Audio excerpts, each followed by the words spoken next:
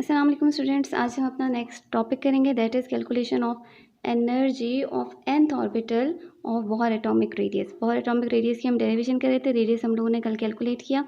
आज हम कैलकुलेट करेंगे एनर्जी। एनर्जी बहुत ज़्यादा सिंपल है। टोटल एनर्जी जो किसी भी ऑर्बिट में होगी जब इलेक्ट्रॉन एटम के गिर्द रिवॉल्व कर रहा होगा, न्यूक्लियस के गिर्द रिवॉल्व कर रहा होगा, तो किसी भी nth ऑर्बिट की एनर्जी कैलकुलेट करने के लिए हमारे पास जो फार्मूला है उसको हम आज ड्राइव करेंगे। टोटल एनर्जी जो होती है that is equal to kinetic energy plus potential energy. Students, हमें पता है काइनेटिक एनर्जी जो है वो इक्वल होती है to half mv²। Potential energy जो होती है वो इक्वल होती है टू द वर्क डन। ठीक है, अब यहाँ पर वर्क डन क्या है कि हमारे पास किसी भी इन्फिनिटी या किसी भी जगह से हम अगर एक इलेक्ट्रॉन को, एक चार्ज पार्टिकल को लेकर आते हैं टू एन ऑर्बिट, तो जो हमने काम किया किसी भी एक इन्फिनिटी पॉइंट से, किसी भी एक पॉइंट से दूसरे पॉइंट तक चार्ज पार्टिकल को लेकर आने के लिए जो हमने वर्क डन किया that is known as the potential energy, जिसमें वर्क स्टोर था। अब चूँकि ये जो वर्क डन है ये अगेंस्ट फील्ड हुआ है, इलेक्ट्रिकल फील्ड, इसकी जो फील्ड है एटॉमिक फील्ड उसके अगेंस्ट हुआ है, इसलिए इसको हम लोग नेगेटिव का साइन देंगे। ठीक हो गया। वर्क डन किसके इक्वल होता है? फोर्स इनटू डिस्टेंस के। हमें पता है फोर्स हमारे पास यहाँ पर कौन सी फोर्स होगी? Electrostatic force. Electrostatic force is equal to, पहले हम लोगों ने ड्राइव किया, F E is equal to K Z E का स्क्वायर अपॉन 4πε0 आर का होल स्क्वायर। ठीक हो गया। ये हमारे पास होगी एनर्जी और इसको हम लोग मल्टीप्लाई कर देंगे बाय डिस्टेंस और यहाँ पर डिस्टेंस हमारे पास होगा आर। तो पोटेंशियल एनर्जी हमारे पास यहाँ पर किसके इक्वल हो जाएगी? That will be equal to F into D. F है हमारे पास ये इलेक्ट्रोस्टैटिक फोर्स और डिस्टेंस है हमारे पास आर। आर से आर का स्क्वायर कैंसिल हो गया।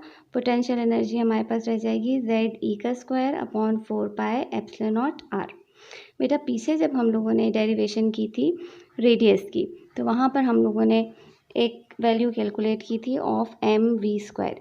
mv² की वैल्यू एग्जैक्टली यही वैल्यू थी जो हमारे पास पोटेंशियल एनर्जी की वैल्यू आई, दैट इज़ जेड ई का स्क्वायर अपॉन 4πε0 आर। हमने क्या करना है कि इस इक्वेशन में, टोटल एनर्जी की इक्वेशन में हम ये वैल्यूज़ पुट कर देंगे।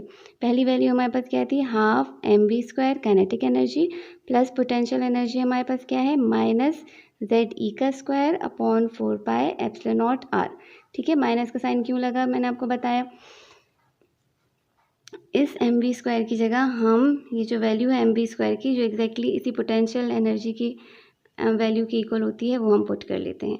हाफ mv² की जगह हमने क्या लगा लिया? जेड ई का square upon 4πε0 R plus minus minus Z E square upon 4πε0 are.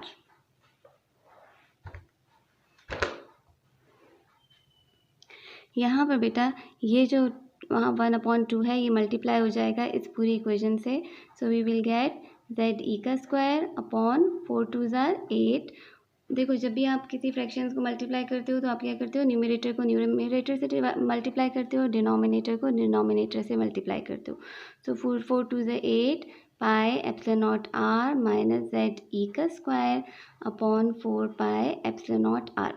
दो फ्रैक्शंस हैं, दो फ्रैक्शंस को हम सिर्फ उस सूरत में ऐड या सब्ट्रैक्ट कर सकते हैं जब इनके डिनोमिनेटर सेम होंगे।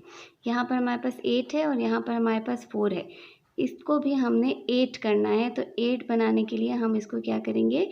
इस वाली इक्वेशन को नीचे और ऊपर दोनों तरफ हम 2 से मल्टीप्लाई कर देंगे। हमारे पास क्या आ जाएगा? जेड ई का square upon 8πε0 R minus 2 Z E का स्क्वायर अपॉन 8πε0 आर। क्लियर हो गया इतना? अब हम एक कॉमन एलसीएम ले लेंगे। एलसीएम हमारे पास क्या आ जाएगा? जो हमारे पास नीचे डिनोमिनेटर है ये सेम हो जाएगा, ऊपर हम जब दो जेड ई स्क्वायर में से एक जेड ई स्क्वायर माइनस करेंगे तो हमारे पास आ जाएगा माइनस जेड ई का square. So energy is equal to minus Z E का स्क्वायर अपॉन 8πε0 आर। अब बेटा यहाँ पर हमने क्या करना है? इस इक्वेशन में हमें आर की वैल्यू पुट करनी है। So energy is equal to minus Z E का स्क्वायर अपॉन 8πε0 आर। आर की वैल्यू क्या थी, हमने जो आर की वैल्यू ड्राइव की that was equal to epsilon naught N square H square upon pi M Z E का square. ठीक है, ये वो वैल्यू थी जो हम पहले रेडियस की ड्राइव कर चुके हैं। हमने क्या करना है, हमने ये वैल्यू यहाँ पर पुट कर देनी है। सो एनर्जी इक्वल हो जाएगी माइनस जेड ई का square upon 8 pi epsilon naught, R की जगह हम क्या लगा देंगे, एप्सिलॉन नॉट एन का स्क्वायर एच का square upon pi M Z E का स्क्वायर।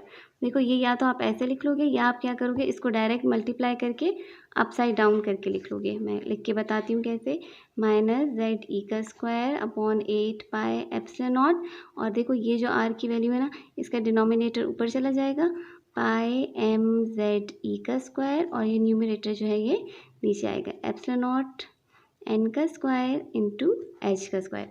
जो सेम वैल्यूज़ हैं उनको हम कट कर देते हैं।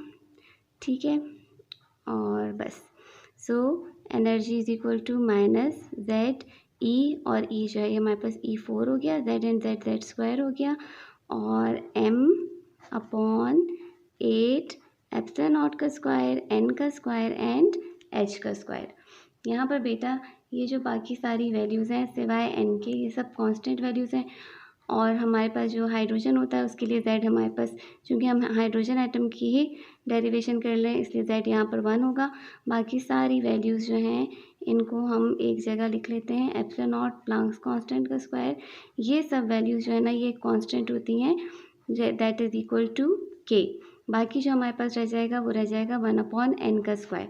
सो energy is equal to K 1 upon n का होल स्क्वायर, जहाँ पर के जो है ये हमारे पास एक कांस्टेंट है जिसकी वैल्यू है 2.18 into 10 raise to the power 18 joules per atom, या 1312.8 किलो जाउल्स पर मोल। अब इसी से रिलेटेड हमारे पास एक एग्जांपल है, calculate the energy of an electron in n shell. L shell में हमें इलेक्ट्रॉन की एनर्जी को कैलकुलेट करना है, और वैल्यू ऑफ के हमें दी हुई है equal to 2.178 into 10 raise to the power -18 joules per atom. ठीक है बेटा, अब देखो हमने कहा कि energy is equal to K 1 upon n का होल स्क्वायर। ठीक हो गया, इतना ही था हमारे पास, माइनस के, ठीक है, वैल्यू माइनस में। लेकिन बच्चे यहाँ पर अब देखो एन हमें कैसे पता चलेगा, हमें सिर्फ बताया हुआ है कि एल शेल। आपने आगे जाके नंबर्स पढ़ोगे, principal quantum number, azimuthal quantum number, तब आपको पता चलेगा जो हमारे पास मुख्तलिफ शेल्स होते हैं ना उनके लिए एन के एक स्पेसिफिक क्वांटिटी स्पेसिफिक नंबर होता है। एन का मतलब एन इज इक्वल टू 1 का मतलब होता है K shell, n is equal to 2 का मतलब होता है L shell, N3 represents M shell and N4 represents the N shell. तो यहाँ पर हमें चूँकि L शेल दिया हुआ है, इसका मतलब है कि N का नंबर कितना है हमारे पास 2। हम सिंपली क्या करेंगे, हम यहाँ पर K की वैल्यू लगाएंगे जो इन्होंने हमें खुद से दी हुई है, 2.178 इंटू 10 की power -18 multiplied by 1 upon N। हमारे पास क्या हो जाएगा, L शेल के लिए 2 का स्क्वायर कर लेंगे, सिंपली हम क्या करेंगे -2.178 इंटू 10 की पावर -18 डिवाइडेड बाय 2 सा कितना हो जाएगा 4। ठीक हो गया, आपने क्या करना है, सिर्फ आपने इस नंबर को 4 से डिवाइड कर देना है और ये पावर हमारे पास एज इट इज़ आ जाएगी।